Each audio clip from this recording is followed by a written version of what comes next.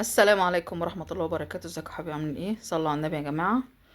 آه واحدة بعتالي بتقول ان هي تقدم لها عريس بس كان تخين شوية، فقال لها منك يعني قعدوا مع بعض، بتقول عجبني وعجبته عجب يعني كده، وقعدنا مع بعض واتكلمنا، وراح قال لي في وسط الكلام ايه لما لقاني مترددة شوية كده، قال لي لو تخني عامل لك مشكلة انا ممكن اخس. قلت لا، انا ما باخدش الناس بالمظاهر، اهم حاجة التقيلة فيها كده، لو انت هتشوفي افعالي معاكي.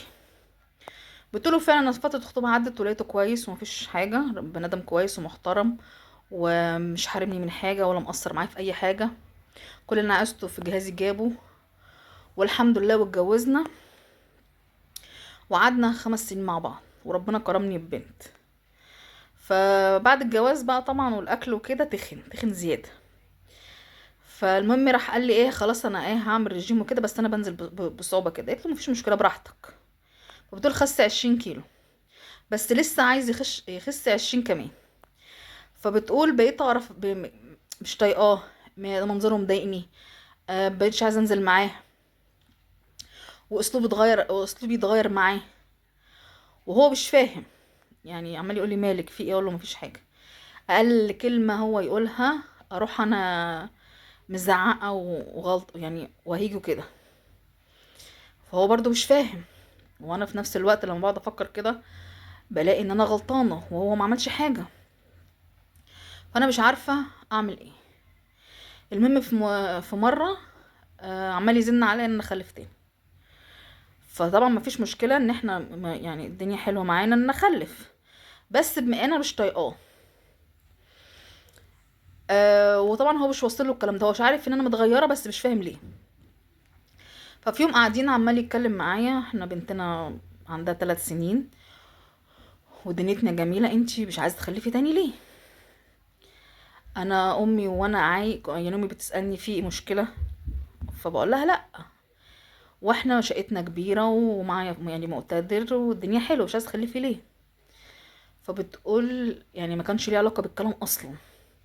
رحت قايمه ومزعقه، انت انا قرفانه منك، انت شكلك مقرف، انا مش طايقاك، انت تخين قوي، وحتى بعد ما خسيت شكلك مقرف ومش عايزاك، انا مش طايقه لك كلمه، مش طايقه لك حاجه، روح خس ولا روح اعمل تكميم.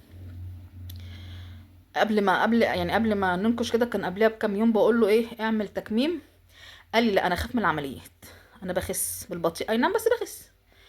فبتقول قعدت اقول له كلام جارح لدرجه ان هو دموعه نزلت وهو قاعد، مش بيتكلم، مش بيرد عليا، هو باصص لي كده كانه مصدوم، وانا عماله اجرح فيه جامد. فبتقول لحد ما استوعبت ان انا مقفوره قوي، رحت ساكته مستنيه بقى رد فعله. راح بص لي كده قال لي قومي البسي. قلت له هنروح فين؟ قال لها تعرف قومي البسي. بتقوم قمت لبست ونزلت، ما بيتكلمش معايا. وانا اتضايقت يعني من الكلام اللي انا قلت كلام جارح جامد قوي. لقيته رايح عند بيتنا بالعربيه. في ايه؟ قال لها مفيش حاجه، انزلي هتعرفي دلوقتي. فبتقول له احنا نازلين طالعين، لقى بابايا، فقال له زي ما انا خدتها من عندك انا جبتها لحد عندك متصانه، بس من النهار من اللحظه دي بنتك ما تلزمنيش وحقوقها تجيلها وزياده. ليه وفي ايه ومش عارف ليه وكده. قال له عندك اهي، اسألها، بس انا زي ما انا خدتها من بيتك رجعتها لحد عندك متصانة، بس انا بقول لك بنتك ما تلزمنيش وحقوقها وزيادة هتبقى عندكم لحد عندكم. بتقول ونزل، انا بقى جات لي كريزة عياط، فحكيت لبابا وماما وكده واخواتي. اخويا قاعد يزعق لي ايه اللي انت بتعمليه ده، ايه اللي انت بتقوليه ده، خربتي بيتك بايدك.